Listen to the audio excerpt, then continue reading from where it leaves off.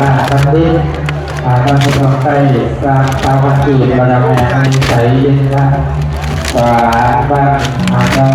างรักเป็นตาต่อแต่ปีสู้ได้สู้จนตัวตายอะไรเลยแล้วมันเป็นมหาเทวะ2,000ก็มีขนมเด็กคุณเนี่ยท่านซอฟต์แวร์เด็กคุณเนี่ยที่ปรึกษาอะไรกับพ่อแม่ครูบาอาจารย์ขนมโฮมทานนะเนาะบรรดาเจ้าเมืองเป็นเมืองทั้งสองแล้วก็ได้มาต่อจากพ่อแม่ครูบาอาจารย์หลังจากขบวนนางของการนำแล้วแล้วนั้นเข้าเนาะเข้าเรื่องคอนเดอร์สนุกเห็นตามรายการต่อมาหลังจากเข้าแล้วในขบวนต้นต้นพระพาองค์หนักโยมไม่ออกในต้นก็ไปเรื่อยๆครับโอ้ยเตียงอย่างเตียงข้าวทำอะไรถามคนใหญ่เด้อ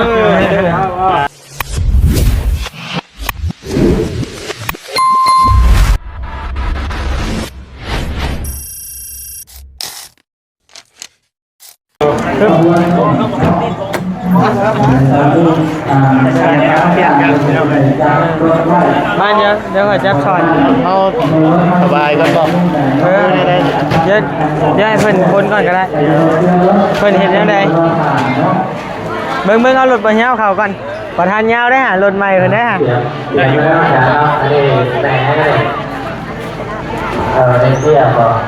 อ่านไว้ได้แล้วแม่เอาแทงไซบ้านโอเมืองเหนือนังแสงจีลูกพี่ยาวผ่านผู้ไรนังแสงจีแม่ส่วนน่ะที่ระวงบ้านโพไซนังแสงจีแม่กันทวีที่ระวงนั่งแสงจีมาจากโพไซบ้านแม่เอารุ่นสมัยเฮลโลเฮบันซิโน่โดยเซโนมาเดเซโนมาโหลดเดอร์แต่ที่ทำวันตอนนี้แม่ดวงมันดีนะแม่บอกมันดีกว่านี่ข้าวหอมนี่มาเลยตีกว้างหอมมันนี่น้อยหนึ่งเลยข้าวนี้ฮักเลยฮักคุ้งเลยฮะมีต้นไม้หน่อยบ่ได้เหยียบข้าวหอมกกไม้นี่เลยกับข้าวนี้มาฮักพอไปเลยไปฮักคุ้งไปหน้าเลยชื่อฮักเขานี่แบบนี้มานี่ระวังกงไม้เบื้องนะเด้อ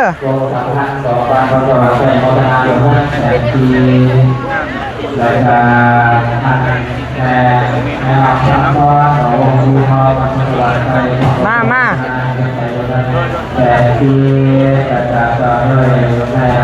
ระวังกงไม้เด้อ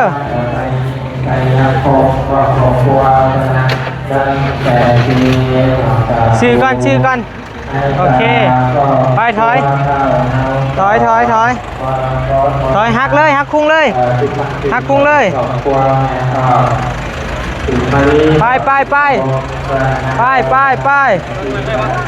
ไปจอดไปหน้าก่อนไปหน้าฮักไปเบื้องนั่นโอเคฮักกลับขึ้นโอเคตรงมา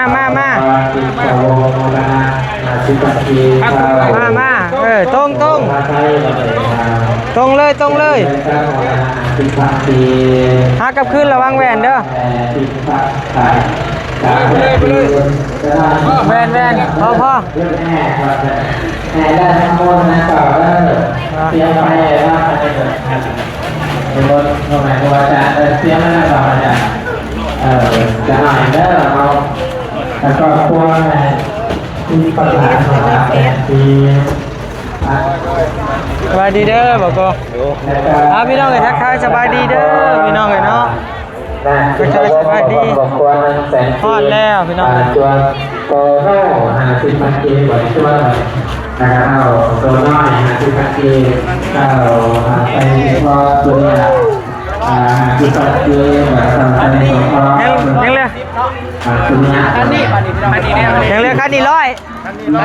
แพงกว่าร้อย แต่ว่าคันนี้แฮมเมื่อย คันนั้นน่ะ200ไป แหนบอกมาเดี๋ยวค่อยบ่มีได้จับสำเนาะ ความมีอะไรสาธิตเกี่ยวกับโบราณแผ่นจีนบางโบราณไทยเนาะไม่ออกเตี้ยเนี่ยเลยออกไปแล้วเรียกไหมเนาะผู้มีบุญมีมาพวงเนาะ มาจับค่อยได้บ่เดี๋ยวค่อยคน มีแสงกันแต่ปีละว่าจำนวนโฆษณาแสงดีนะครับคุณมีดาวว่าสำหรับน้องในกรมในตัวคนหน้าว่าสนามไปก็ใจเร็วนั่นแสงดี ร้อยแพ็คพี่น้องเลยเนาะ บุญใจบุญยาวเทปูรีบอกว่าดวงวิไลที่บัญชีแม่กันตะกอน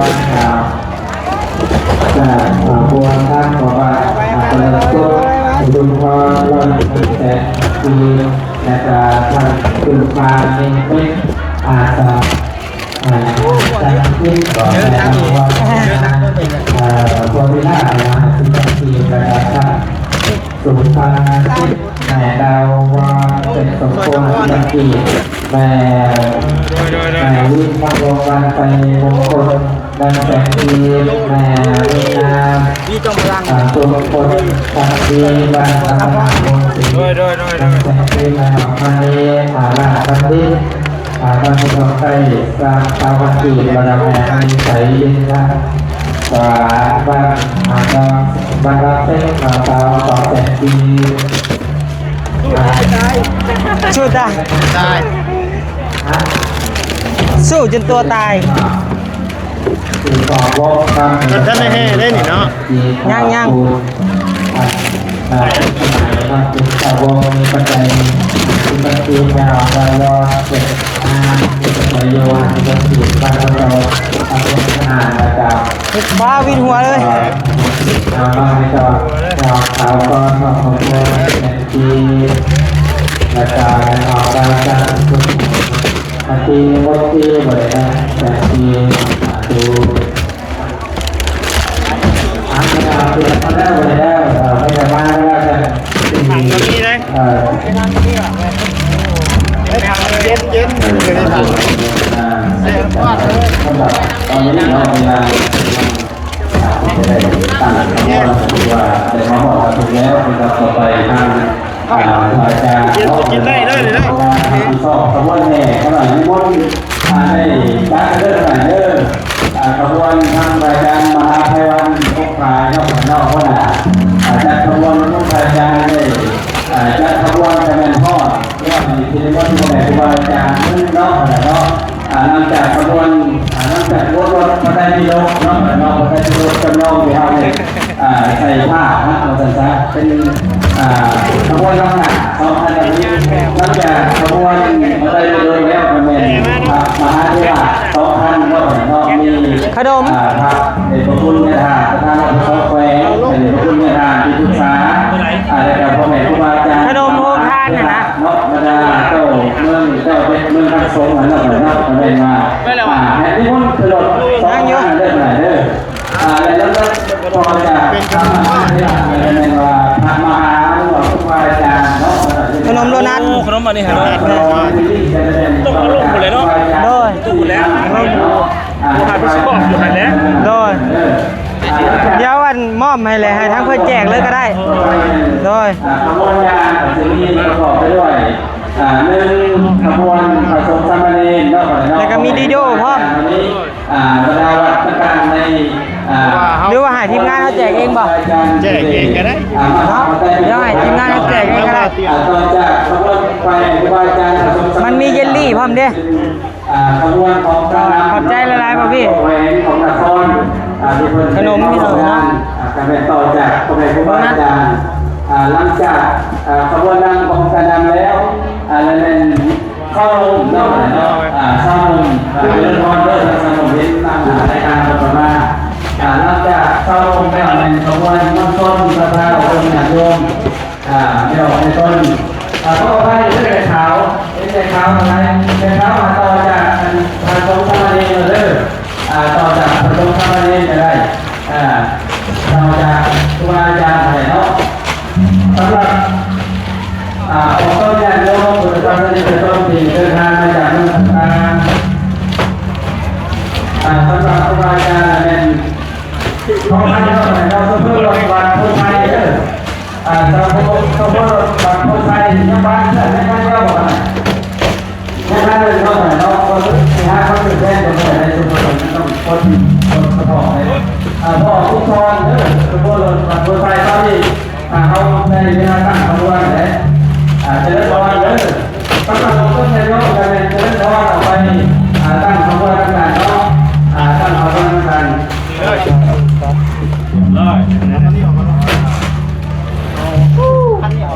ขบวนงานเขาที่เย็นจะได้เขาเป็นทางกองมีทางคงเวียนกองเส้นของงานไม่ดอยโรงเรียนอาเซียนเนาะลงไปต้องประมาณเยอะ อันนั้นลูกพี่มันมีอันดีโดอันเยลลี่อะนะเขาจะแจกเองอยู่พุ่นบ่ใครเป็นแห่ไว้บ่ ได้คือกันแต่ว่าแล้วแต่ว่าไปรัดพุ่นก็ได้แต่ว่าเฮ็ดแบบนั้น เพิ่นแห่อยู่ไส เพิ่นแห่ไปโค้งไปพุ่นละ อ๋อเพิ่นแห่เขาก็เอาเป็นรถแห่ก็ได้รถเขาแช่เย็นๆนะเขาแช่เย็น ทุกภาคผู้ลงผู้เรียนจะสู้ปัญหาเราในการการได้ดีจังหวะแต่ว่าเดี๋ยวชมกันโซ่อยู่เลยแต่ว่าเขามีทาง ปามิจะเอาอันนี้ไป ดีนะเพราะเป็นอะไรสภาพของเราไม่ทางเดี๋ยวได้ไปทางหน้ามีบริการมีรถทางตรงประจันทร์ด้วยล่ะอันนี้กรณีมีเหตุนะครับผู้ลงผู้เป็นแต่ที่จะมีบริการรถชนวนคนอะไรไม่ได้เรียนไปให้ตู้ดับติ๊ก ๆอ๋อโดย เอารถไปน้ำเลยก็ได้ รถ เพิ่นแห่เป็นรถบ่ สี่โมงคนยางกันนี่บอกคนยางกันนี่บอกจะมีคนกับพี่เนาะ กี่โมงบ่ อีกเช้าเลย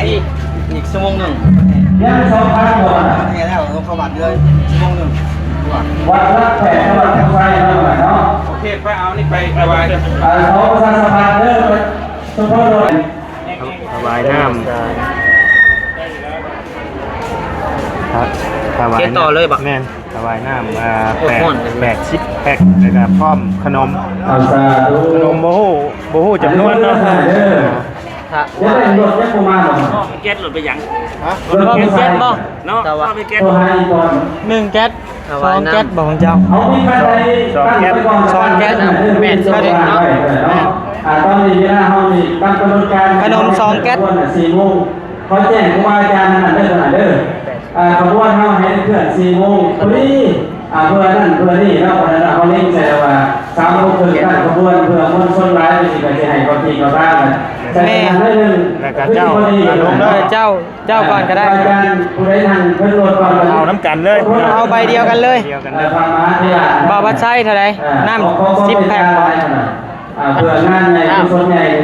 ครูบาอาจารย์ผู้สิผ่านผู้สิมาแล้วน้องผู้สิปฏิบัติ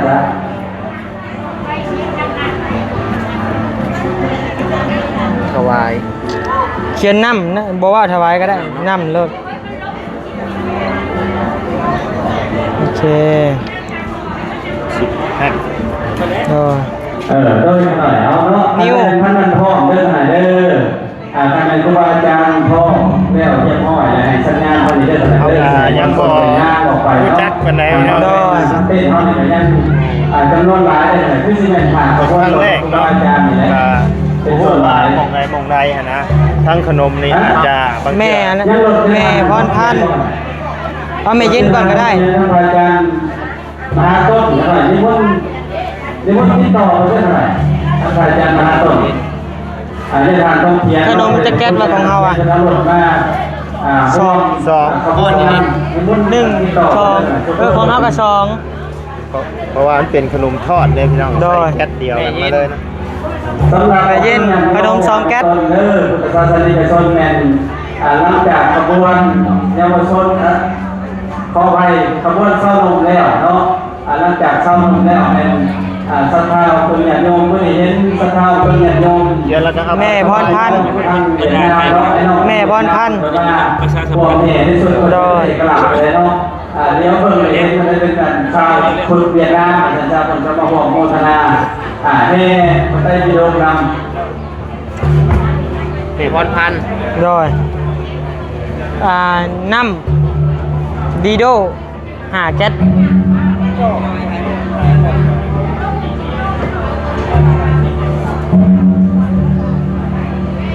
ไม่ยากผู้ใดไปบ่ได้ครับ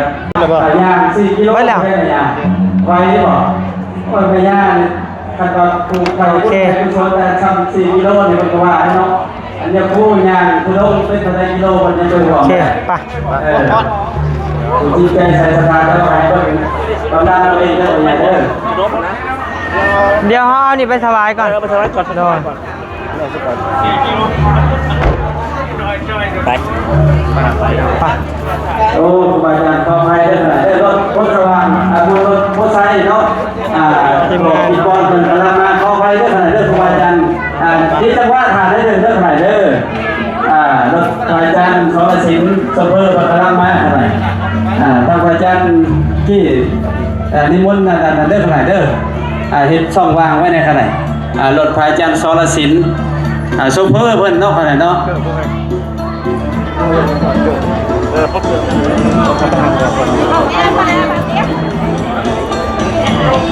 โดยสำหรับรถ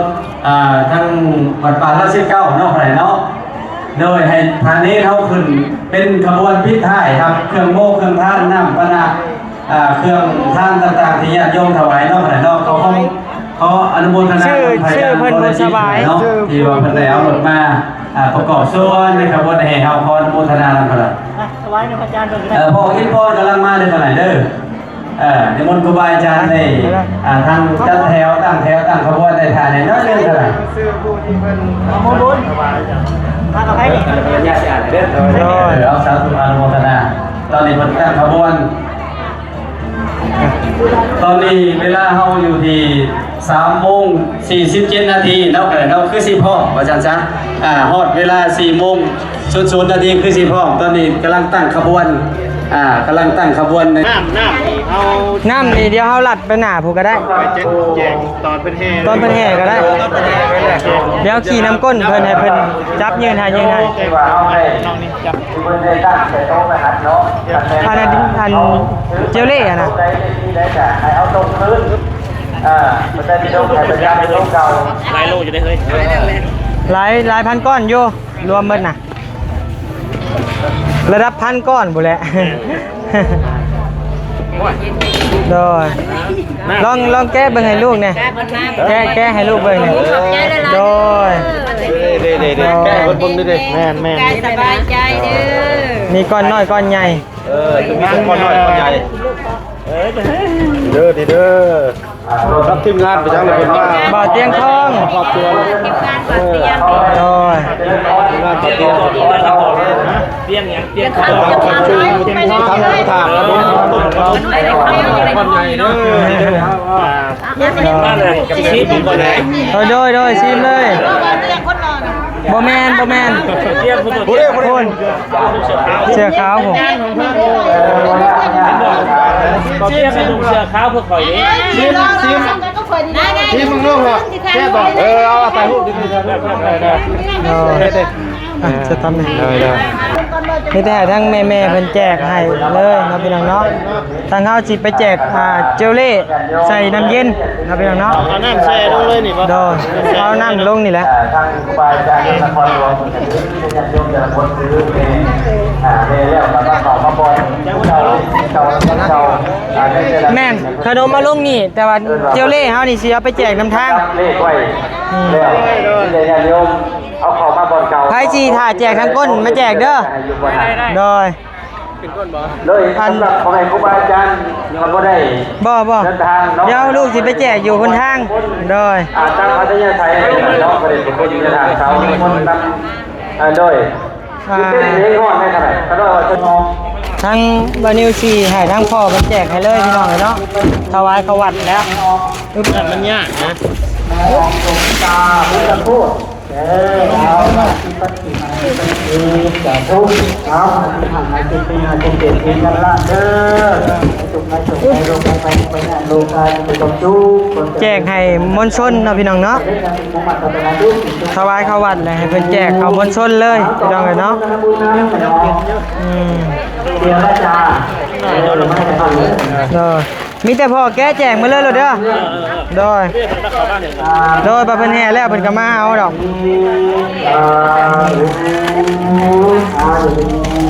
เอาไปแพ็คหนึ่งก็ได้เฮานะโดยจะติ๊กวันนี้ไปแล้วอย่างที่เขามาเอา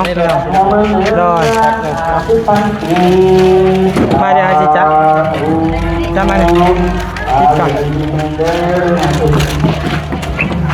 ออกหนูครับแสงสว่างหาที่ปันสี ไปใครมาเลย มาสู่สาธุสาธุ เบิ่งเอารถจอดเขาไว้ก่อน สุขทางกายสบายทางใจเจริญ